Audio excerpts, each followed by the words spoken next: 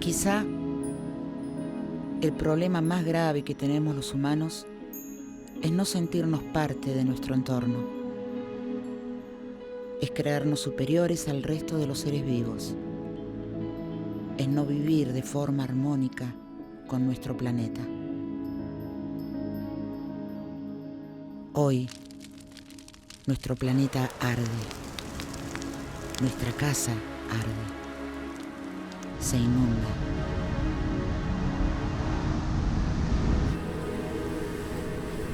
Está enferma. A los humanos nos gusta diferenciarnos del resto de los animales. Nos sentimos orgullosos por nuestras peculiares características. Pero son estas mismas las que han distanciado nuestra realidad de la de nuestro entorno.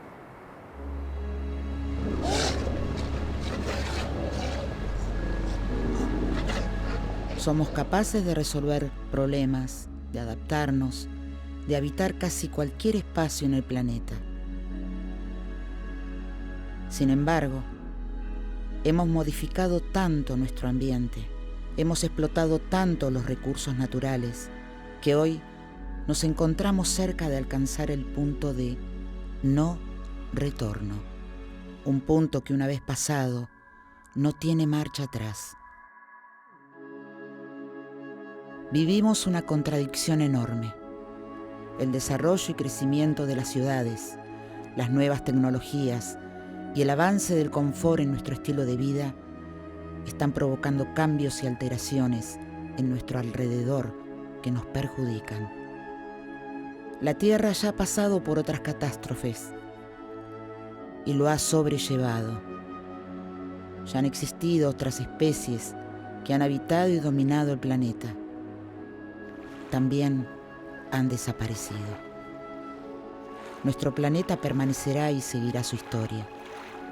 Posiblemente seamos nosotros los que no podamos acompañarla.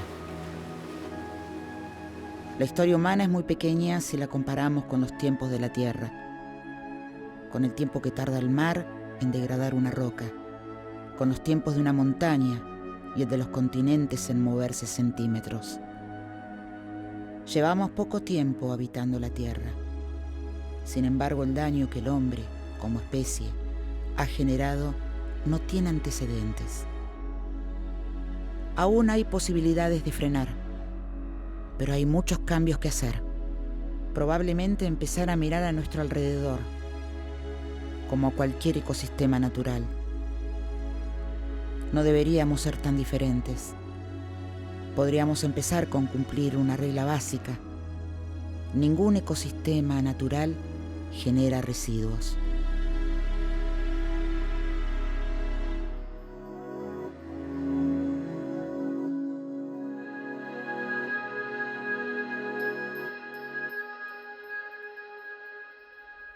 En este punto que comienza esta historia colectiva, un camino interdisciplinario y colaborativo, un camino de investigación y muchas pruebas para encontrar materiales que no dejen huella. Así aparecen en esta historia los biomateriales.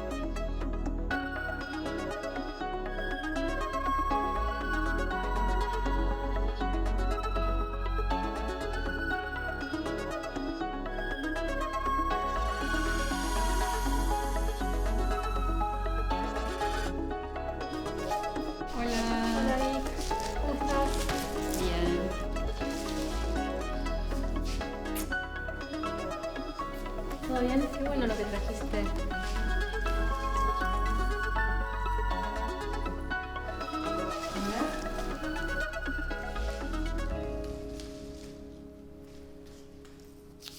Soy Agustina, diseñadora industrial y amiga de Victoria. Yo soy Victoria, soy bióloga y soy amiga de Agustina. Mi infancia estuvo atravesada por naturaleza. Creo que esos primeros años de mi vida fueron determinantes para la carrera que elegí y también determinaron el adulto en el que hoy me convertí. Mi abuela tenía un campo muy lindo en el que fui muy feliz y ahí pasé muchos de los momentos más lindos de mi infancia. Aprendí que la naturaleza tiene otros tiempos, que uno puede pasar mucho rato observando algo muy pequeñito y nunca aburrirse. Los materiales le dan esencia a todo lo que vemos y tocamos. Casi todos podemos recordar la sensación que nos provoca oler o tocar algo. ¿Y cómo percibimos los materiales? Por su color, dureza, suavidad. Nos conectan con nuestro imaginario y nos permiten pensar cómo podrían ser usados. Sin duda, los materiales forman parte de nuestra historia como humanos.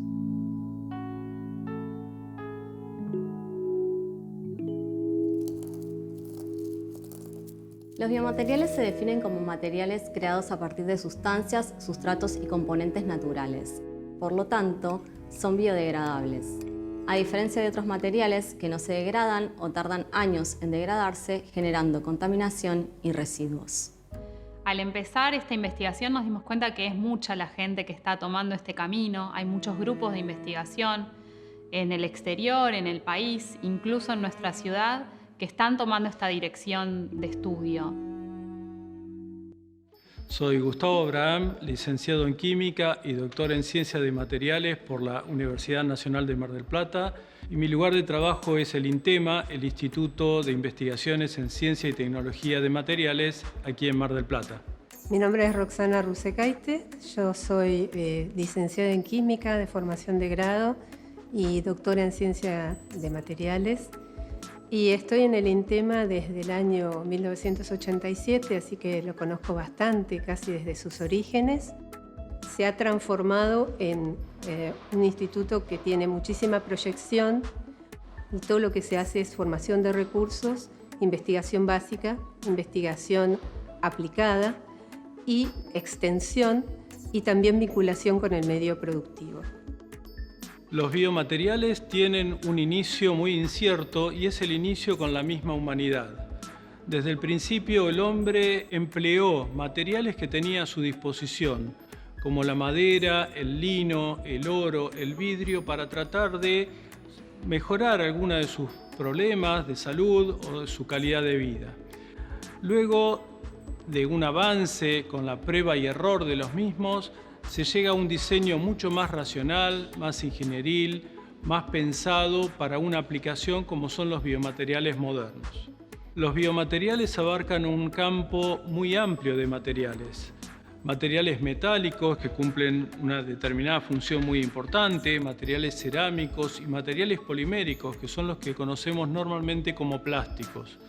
Dentro del campo de los materiales poliméricos tenemos polímeros sintéticos, que fueron fabricados específicamente por el hombre, y polímeros naturales, que conocemos como biopolímeros, que la naturaleza misma nos proporciona y del cual el hombre ha sabido tener la capacidad para emplearlos como tal. Cada día se descubren nuevas aplicaciones, nuevas propiedades de estos materiales, nuevas formas de procesarlos de distinta manera para que sean de utilidad en el campo de la medicina regenerativa, para regenerar tejidos o para dosificar fármacos o dosificar principios activos. En mi caso particular, terminé decidiendo trabajar en varias líneas que tienen que ver con materiales sostenibles. Una de ellas son materiales para el envasado de alimentos derivados de materiales sostenibles. Trabajamos también tableros aglomerados a partir de adhesivos y materias primas sostenibles. Nosotros usamos como materias primas fundamentalmente recursos que provienen de distintas fuentes renovables, que pueden ser residuos, que provienen de distintas industrias, o algunas que no tenemos tan en cuenta, que pueden ser una fuente de materias primas. Actualmente estamos trabajando con microalgas como materias primas de proteínas. Nos basamos fundamentalmente en proteínas de distintos orígenes, ya puede ser origen vegetal, animal, o en este caso también microalgal, y trabajamos con residuos del agro, como puede ser la cáscara de arroz, como base para hacer aglomerados, donde la cáscara de arroz, que es un lignocelulósico, puede reemplazar de manera eficiente a la madera. Usamos un recurso subexplotado, que en realidad es un residuo que queda en el campo, en reemplazo de un residuo que no siempre se puede recuperar, como es la madera forestal. E increíblemente usamos como adhesivo proteína de soja. Quiere decir que es un material 100% sostenible y 100% de origen natural, de origen bio.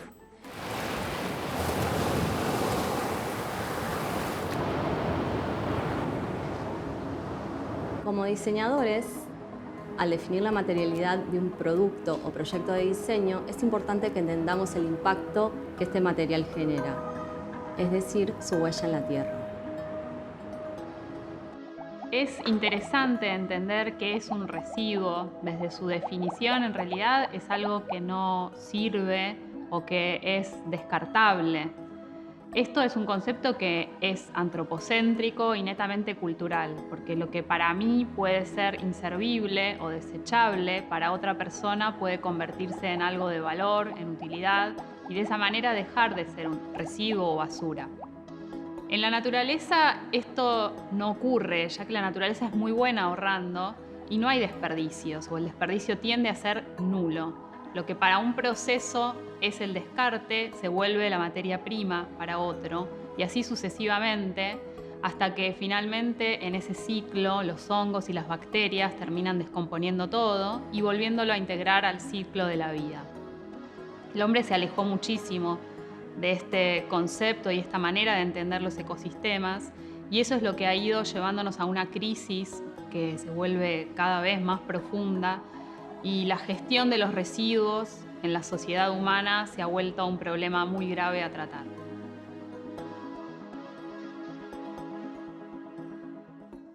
Hoy, uno de los grandes problemas a resolver es la basura. Generamos demasiada. En algún tiempo no tan lejano, ver una montaña de basura equivalía a entender el progreso. Se pensaba el desarrollo de manera paralela a la capacidad de consumo, y el consumo traía desperdicios. Para detener este caos, es necesario modificar la manera en la que producimos y consumimos. Dejar de lado el método de extraer, usar y descartar, para dar paso a una solución virtuosa, en la que los residuos pueden ser utilizados como recursos y así reingresar al sistema. Desde hace aproximadamente unos 30 años, desde el activismo, el ecologismo, se diseñó el concepto para concientizar de las 3 R's, que se basa en reducir, reciclar y reutilizar los productos para evitar el descarte temprano.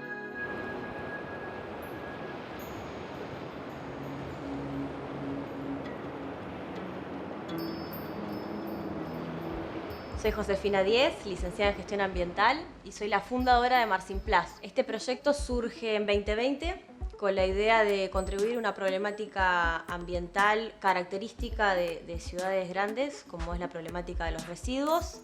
Además de eso, de hacernos cargo de cierta parte de los residuos que se generan en la ciudad de Mar del Plata, la idea principal de Marcimplas es educar. Mar del Plata tiene una conexión directa con el mar. Por ello que todo el residuo que está dispuesto en vía pública termina y desemboca directamente en el mar. Dentro de la basura marina, el 85% de los residuos son plásticos. Por ese motivo, desde Marcimplas nos enfocamos en trabajar esa problemática de los residuos y puntualmente erradicar los plásticos del mar. En el mundo, 10 millones de toneladas se vierten al océano cada año. Esto equivale a que un camión de la basura, con su carga completa de plásticos, sea vertido al mar una vez por minuto. En Marcimplas reciclamos distintos tipos de plásticos. La gente nos trae el material, nos los dona. Son plásticos de uso cotidiano, que la gente lo utiliza a diario en sus viviendas y que hoy en día la mayoría de estos plásticos que reciclamos no tiene comercialización, ¿sí? No es rentable.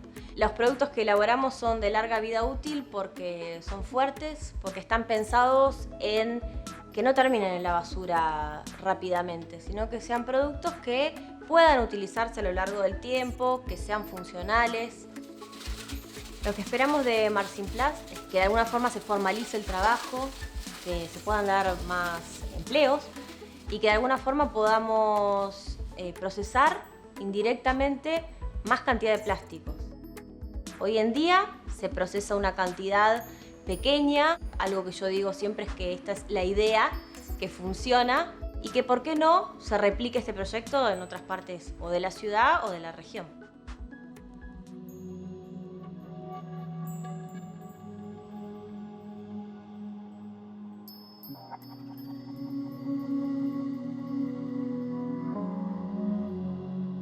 Existen un montón de materiales que no pueden reciclarse o que su reutilización es muy corta.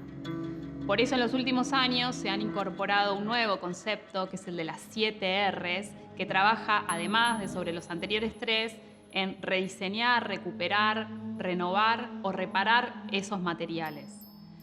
En esta línea de trabajo y esta incorporación más actual para paliar esta crisis entraría lo que son los biomateriales en dos conceptos claves, que sería como repensar estos materiales y también rediseñarlos con nuevas tecnologías.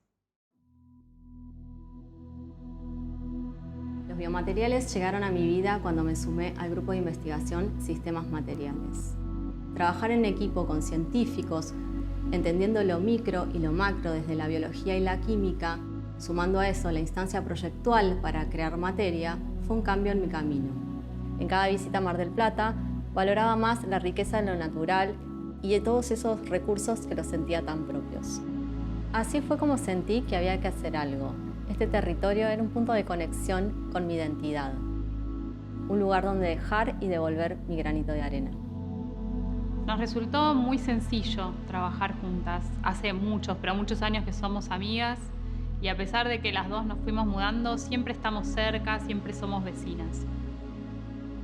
Leímos un montón, experimentamos un montón, nos armamos un laboratorio chiquitito para empezar a hacer nuestras primeras muestras. Vengo de una familia en donde se cocina mucho, donde hay grandes cocineras y para mí cocinar es un gran acto de amor y me divierte hacerlo. Y desde el comienzo del trabajo con los biomateriales me di cuenta que había algo de mucha similitud entre el trabajo de laboratorio y el trabajo de cocina. Tomar alguna fórmula, una receta, apropiarla, entender cómo funcionan esos ingredientes. Una vez que uno ya prueba y va siguiendo al pie de la letra las cosas, pero se da cuenta que funciona, ya puede empezar a apropiársela, hacerla suya, a encontrar los matices. Y eso también es parte de la experimentación en el laboratorio. De todas las recetas que hay de bioplásticos, decidimos elegir la que más nos gustó, que es la que está hecha a partir de agar. El agar es un gelificante que es muy potente, es derivado de las algas y por eso es necesario que las medidas con las que se trabajen sean muy precisas. Cantidades muy pequeñas, por eso necesitamos como una balanza que sea muy precisa.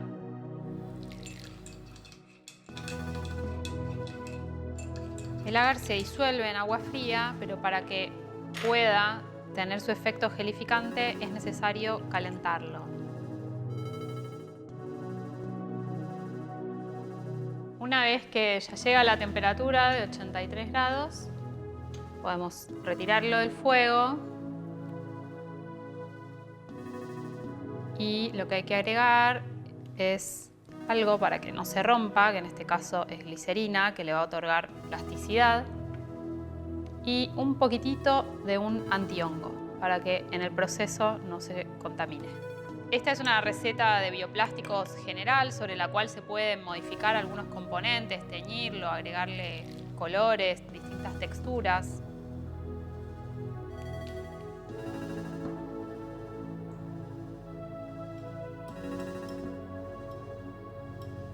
Este es el paso final. Ahora solo hay que esperar que se enfríe, se gelifique y después esperar que se deshidrate un poco para poder desmoldar la biolámina o la lámina del bioplástico.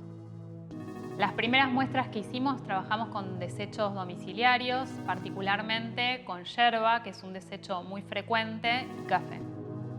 Una vez que perfeccionamos las fórmulas y las ajustamos a nuestras necesidades, comenzamos a pensar las posibles aplicaciones, cómo podría ser utilizado y qué posibilidades nos brinda el material.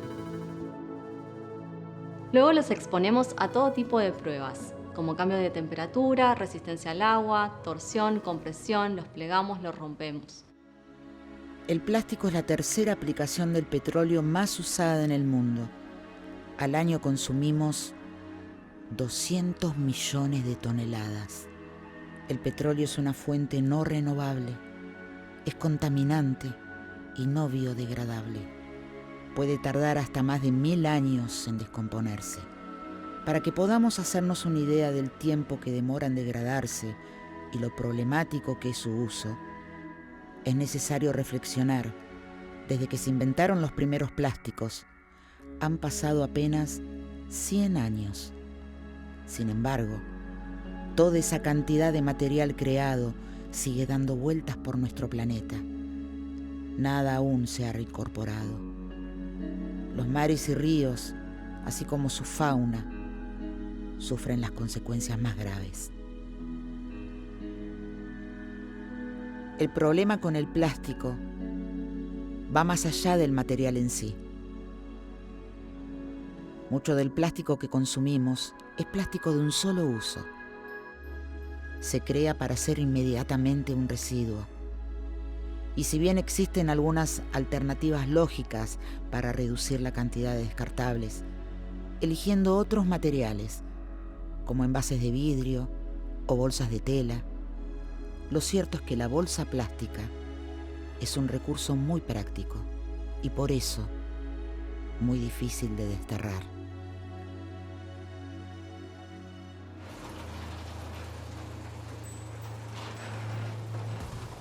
Hola, mi nombre es Roberto Rovidar, soy director de Good Film y cofundador de Pampa Soluble. La idea de Good Film nace un poco de casualidad, porque un día se armó un debate en la plaza, cuando estábamos paseando nuestros perritos, estaba la discusión de qué contaminaba más, si la caca del perro o la bolsita con la que lo juntábamos. Medio como para cortarla le decimos, bueno, inteligente sería poder hacer una bolsita que juntemos la caca del perro y no contamine. Y en ese momento nos recordamos así que había un producto que estábamos desarrollando que llevaba un film que es soluble en agua. Entonces dijimos, ¿qué pasa si hacemos con ese film, hacemos una bolsita para levantar la caca del perro? Y bueno, así fue como empezamos a fabricar las primeras bolsas propias hidrosolubles. Y empezó a surgir o a nacer lo que hoy llamamos a Good Film. Mi nombre es Raúl Rovidart y soy cofundador de Good Film y Pampa Soluble. Good Film fabrica productos de un solo uso, hidrosolubles y compostables, que actualmente reemplazan los plásticos de polietileno de alta densidad y baja densidad. Principalmente estamos trabajando con almidón de maíz y almidón de papa. Vamos incorporando gradualmente otro tipo de almidones. Preferimos trabajar con almidones que se puedan obtener de un proceso industrial, que sea un desecho de un proceso industrial.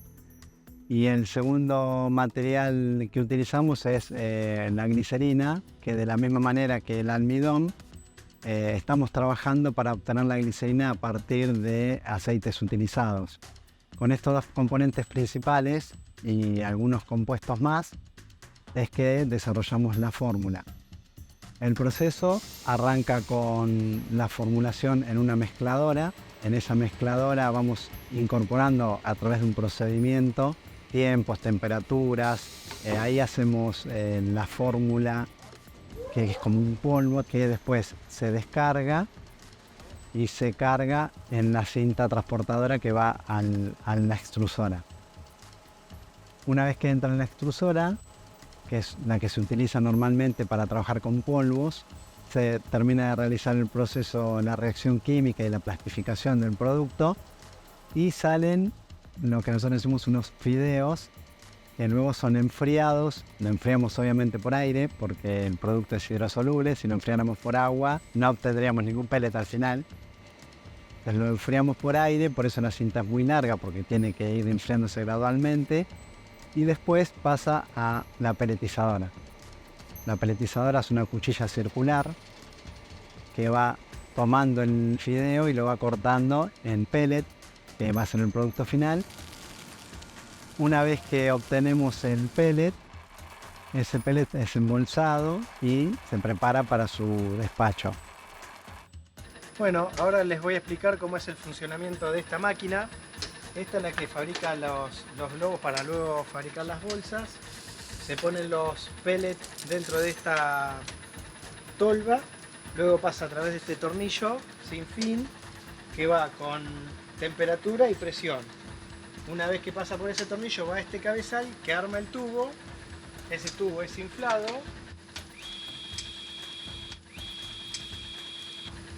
Luego va a los rodillos de tiro, que son estos que están acá arriba. Luego va a una zona de enrollado.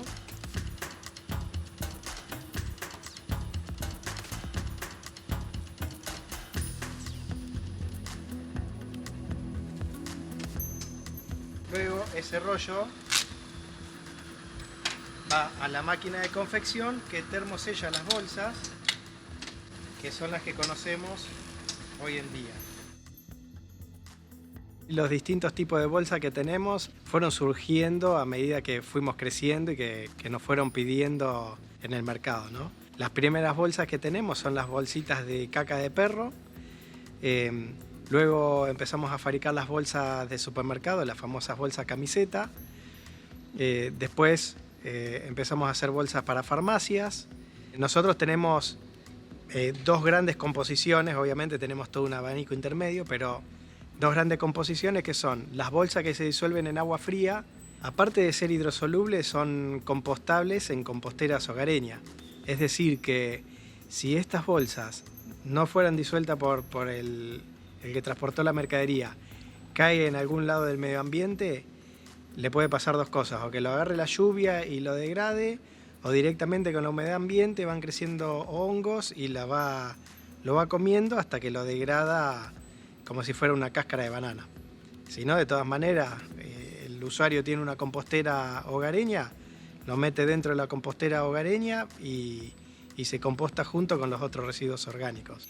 Y las bolsas que se disuelven en agua caliente, que son por ejemplo las bolsas camiseta, tipo las de supermercado. Esas bolsas que se disuelven en agua caliente se disuelven a una temperatura mayor de 80 grados centígrados, a veces hasta 90 grados centígrados. Entonces, si a vos te agarra una lluvia o se te mojó con, por ejemplo, con la humedad de las verduras que estás trayendo o los jugos de las carnes, no le pasa nada a la bolsa. Ahora vos llegás a tu casa y le pones el agua de la canilla, el agua caliente o agua de un termo, de una pava, y el agua se va directamente por el drenaje. Los plásticos compostables. Los nuevos materiales biofabricados presentan efectivamente un camino alternativo a la generación de nuevos residuos. Sin embargo, esto solo no alcanza para acabar con el problema de base. Es necesario tomar conciencia y empezar a replantearnos nuestros actos de consumo.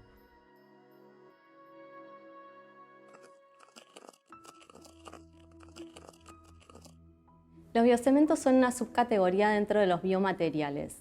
Están formados por minerales triturados, obtenidos de cáscaras de huevo, caparazones de caracoles, ostras o bivalvos.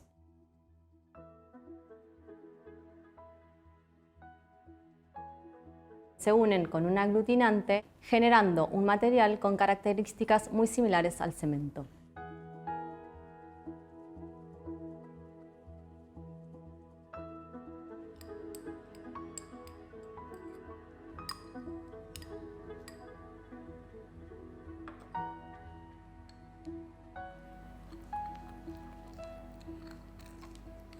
Agus estuvo semanas juntando cáscaras de huevo y nos costó bastante que esta receta nos saliera. Pero la verdad es que fue muy gratificante cuando nos salió Y ahí nos dimos cuenta que, bueno, acá podía pasar algo muy interesante y se nos abrían muchas posibilidades de estudio y de trabajo.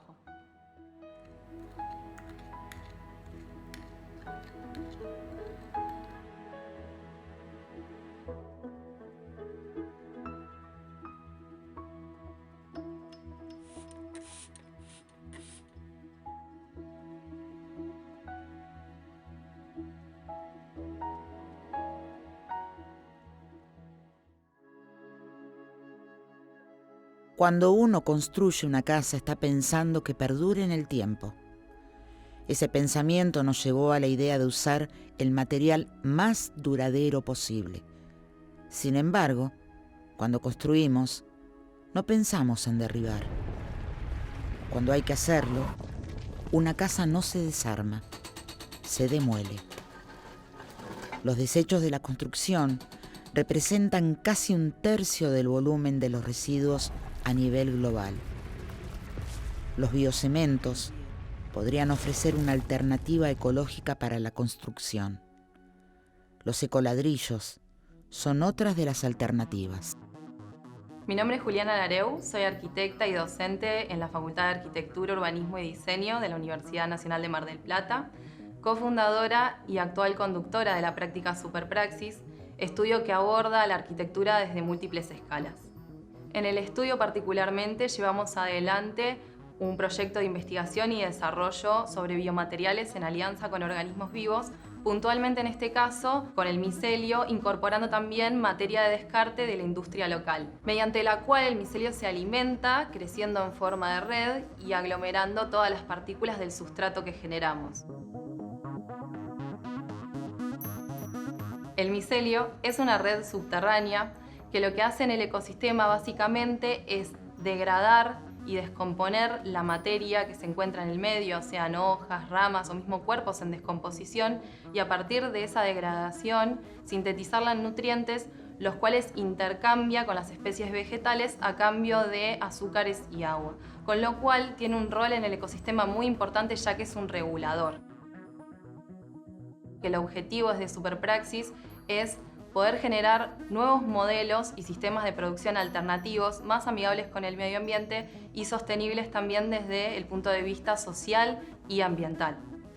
Nosotros trabajamos junto con el apoyo del laboratorio Clonar, que es quien produce el inóculo de micelio que nosotros utilizamos, es decir, la actitud no es extractivista, sino que el micelio se inocula en laboratorio y a partir de ese inóculo nosotros podemos componer el biomaterial.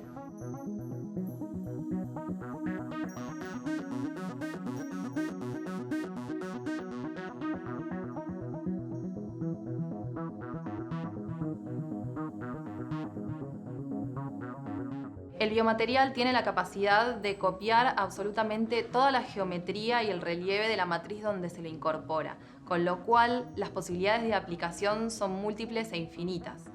Es un material muy poroso, da muy buenas respuestas como aislante térmico y acústico, tiene la particularidad de flotar y también de ser un material ignífugo. Puede ser hasta más resistente que el hormigón. En términos estéticos, la expresión natural del micelio y los colores naturales son los que dejamos a la vista y tienen la particularidad también de interactuar con el medio donde se encuentran. Dependiendo de las condiciones climáticas, pueden mutar y cambiar de color. Para la construcción de la instalación de refugio fúngico, generamos 300 ladrillos que fueron moldeados de manera artesanal en 3 jornadas colaborativas y gracias a la colaboración de todas las personas que se sumaron a ayudar, pudimos construir un refugio de 3,20 metros de altura compuesto por ladrillos generados a partir del biomaterial que producimos a base de micelio y es la instalación más grande registrada en Latinoamérica, con el fin de visibilizar estos nuevos modelos alternativos más sostenibles, como solución a problemáticas contemporáneas, como por ejemplo la crisis socioambiental que atravesamos. Durante su ciclo de vida, el micelio es capaz de consumir hasta un 50% de su peso de dióxido de carbono de la atmósfera. También presenta la particularidad de ser el único organismo vivo capaz de romper las moléculas de hidrocarburo, como por ejemplo el petróleo. Se podría llegar a pensar en una aplicación a futuro en términos de remediación ambiental. Esto presenta la oportunidad de repensar las formas de vincularnos con el medio ambiente y el resto de las diversidades que componen la trama ecosistémica por fuera de una visión antropocéntrica y realmente poder construir nuevos modelos de co-creación en alianza con la naturaleza. Acá trabajamos directamente con organismos que están vivos. Es otorgarle las condiciones, tanto físicas como químicas, para que crezcan y sentarse a esperar que eso suceda. Esa es la formación de un biomaterial a partir de la biofabricación de una célula viva. Nosotras elegimos la kombucha para empezar a trabajar, que es una lámina que se forma al dejar crecer un organismo que es una simbiosis entre algunos hongos y algunas bacterias. Y esa lámina, después de que crece con un aspecto dudoso, se seca y se prensa y se obtiene un material que es muy similar al cuero. Mi primer trabajo fue a los 16 años en el taller de Mariana y Pablo, los tíos de Vicky. Fabricábamos accesorios en coco y madera. Los cocos llegaban desde Brasil al taller, ahí se fraccionaban, se pelaban y se pulían hasta lograr lo que se llamaba madera de coco. Luego con Mariana fabricábamos las carteras y accesorios. Ella fue quien me enseñó sobre el aprovechamiento del material. La posibilidad de jugar, experimentar, volver a observar. Con el tiempo me doy cuenta que fue mi primer acercamiento a la producción de objetos de materia natural, inclusive antes de saber que iba a ser diseñadora. Los humanos llevamos años modificando nuestro ambiente. Hay mucha evidencia de que es necesario implementar una serie de medidas para dar marcha atrás con esos cambios.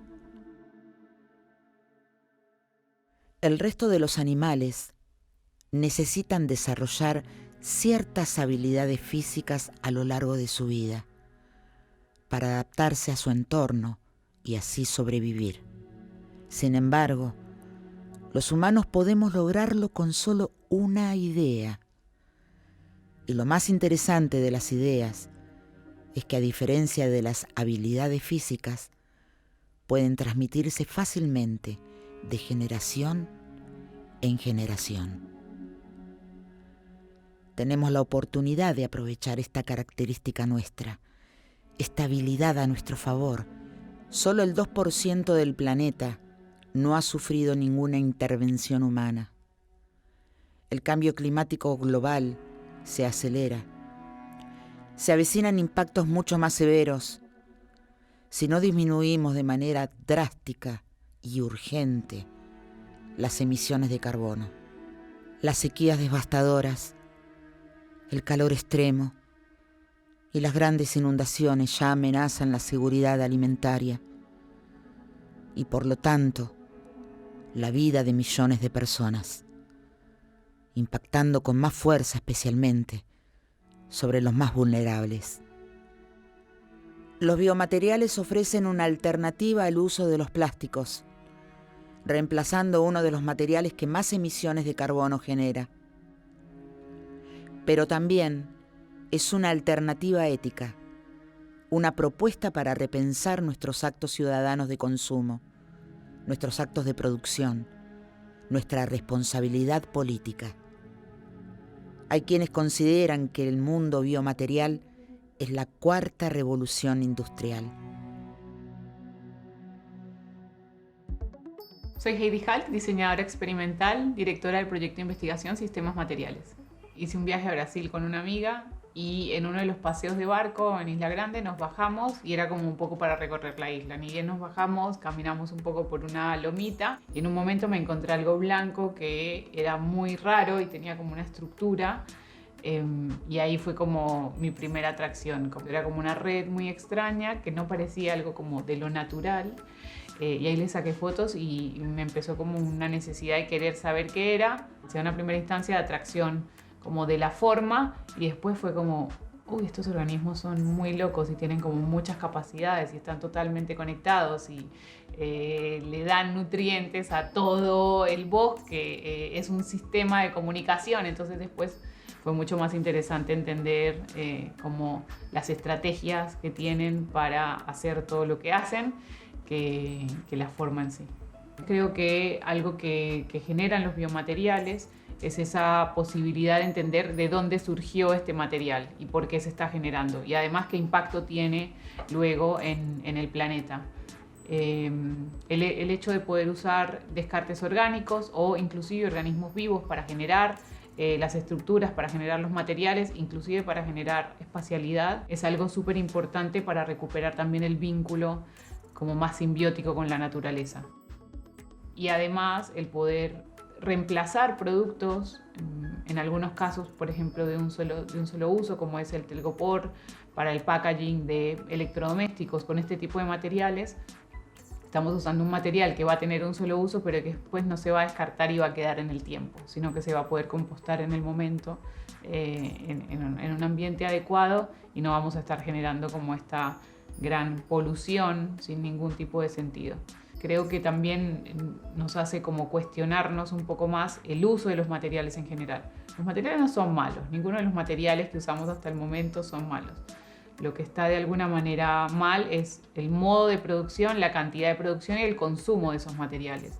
El cómo lo consumimos, en cómo los mantenemos y qué hacemos después cuando los descartamos.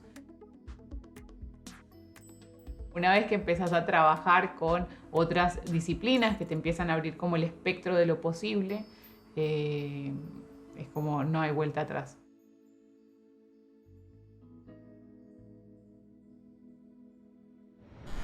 Hola Leo, ¿pasa? Mi nombre es Leonardo Majul, soy doctor en biología con especialidad en micología y trabajo en el desarrollo de aglomerados fúngicos en sistemas materiales. La biotecnología es la aplicación o el uso de diversos organismos con fines más antropogénicos, ¿sí? o con fines humanos. En el caso de los hongos podemos tener aplicaciones que son más diarias, que quizás no nos damos cuenta, pero los estamos utilizando. Uno de ellos es el uso de levaduras, ¿sí? Ya sea para la generación de pan o de cerveza, como también ya aplicaciones que están más relacionadas con la medicina, como por ejemplo el uso de diversos metabolitos como antibióticos, como la penicilina. Bueno, los hongos también intervienen en la degradación de diferentes compuestos. Lo hacen en la naturaleza, pero nosotros también lo podemos hacer para uso ya sea industrial o ciudadano, urbano, ¿sí? Por ejemplo, hay muchos de estos hongos que son los hongos degradadores de madera, que están postulados para el uso de remediación ambiental, por ejemplo, para la degradación de contaminantes o de diversos fármacos o compuestos que tengan impacto ambiental. Esas tareas se les llama aplicaciones de bioremediación o de micorremediación. Dentro de las posibles aplicaciones que tienen estos organismos está la formación de materiales. Uno de ellos son los aglomerados, ¿sí? Los aglomerados fúngicos, los cuales se producen mediante el crecimiento de hongos degradadores de madera en diferentes materiales lignocelulósicos. Estos aglomerados es básicamente la mezcla de hongos como estos que podemos ver acá, que son aislamientos de hongos degradadores de madera, con diversas partículas de acerrín, por ejemplo, diversos tipos de materiales lignocelulósicos. Lo que hacen este tipo de organismos es, al tener un crecimiento filamentoso, o sea, crecen en forma de filamentos, se van entrelazando con las partículas de los materiales lignocelulósicos, los degradan en parte y los van uniendo a través de sus hifas, que son estos pequeños filamentos o la forma de sus células. Cuando comenzamos nuestra investigación, nos dimos cuenta que debíamos enraizar nuestra investigación en los recursos locales. Entonces decidimos hacer un estudio de campo en nuestra localidad de origen, con el fin de encontrar materia prima natural para crear materiales que nos identifiquen. Así comenzó esta nueva etapa de nuestro proyecto, explorando nuestro territorio para crear materiales que nos conecten con él. Este es el resultado de nuestra investigación, nuestros primeros prototipos. Nos encontramos en una instancia experimental, nos queda mucho aún por desarrollar, pero sin duda el alcance de este nuevo paradigma es infinito. El primer recuerdo que tengo de Agustina es incluso previo a la escuela, en donde nos hicimos muy amigas, porque fuimos juntas de muy chiquitas a un curso de arte. Y fue un día del amigo en donde tuvimos que intercambiar regalitos y cada una de nosotras nos llevamos de regalo un muñequito. Ese muñequito hoy, 30 años después, sigue estando acá y lo usan mis hijos a veces para jugar. Y lo peor de todo es que ese muñequito obviamente me sobrevivirá a mí, a Agustina, a mis hijos y a los hijos de mis hijos. Y esto es lo que nos tiene que hacer reflexionar al respecto y empezar a repensar nuestros actos, tanto de consumo como de producción. Y en este sentido, los biomateriales ofrecen una alternativa que está al alcance de todos y que podemos abordar. De a poco nos vamos dando cuenta que es mucha la gente que está recorriendo nuestro mismo camino, desde distintas áreas, pero muy comprometidos con la necesidad de este cambio hacia lo medioambiental, en referencia al cuidado de nuestro ecosistema. Sin embargo, para que esta transformación sea efectiva y sea crucial, definitiva, hace falta que se comprometan más actores. Y sobre todo hablo del compromiso de la pata política, porque si bien las individualidades traccionan el cambio para que éste tenga escala y tenga fuerza, lo que es definitivo es el compromiso político. Sin un Estado presente que regule las normativas y dicte un camino a seguir, es difícil que esas individualidades, por más que sean buenas acciones, modifiquen la escala necesaria de este cambio. En términos generales, lo que estamos planteando es la necesidad de un cambio de paradigma, dejar atrás la lógica extractivista de usar y descartar para dar paso a un nuevo paradigma que es la economía circular, en donde el desecho de una actividad pueda aprovecharse como materia prima para otra actividad. Esa es la lógica que presentan los biomateriales, ofreciendo una solución para este problema. La creatividad, la innovación, el uso de las nuevas tecnologías puestas a disposición del ambiente son fundamentales para el cambio de paradigma que necesitamos dar. Sin embargo, debemos desaprender ciertos hábitos y costumbres que no nos han ayudado y retomar o rescatar otras que hacíamos en un pasado no tan lejano y que en nombre del progreso y el desarrollo han ido desapareciendo. Aún hay esperanzas en este mar de malas noticias. Estamos en un momento de transición importante. Existe hoy una conciencia que no había hace 10 años. Cada vez son más los comprometidos que entienden la necesidad de acción. La juventud está presente en este camino con sus reclamos, con su conciencia y sus ganas de hacer. Así lograremos construir el futuro. Un futuro biomaterial.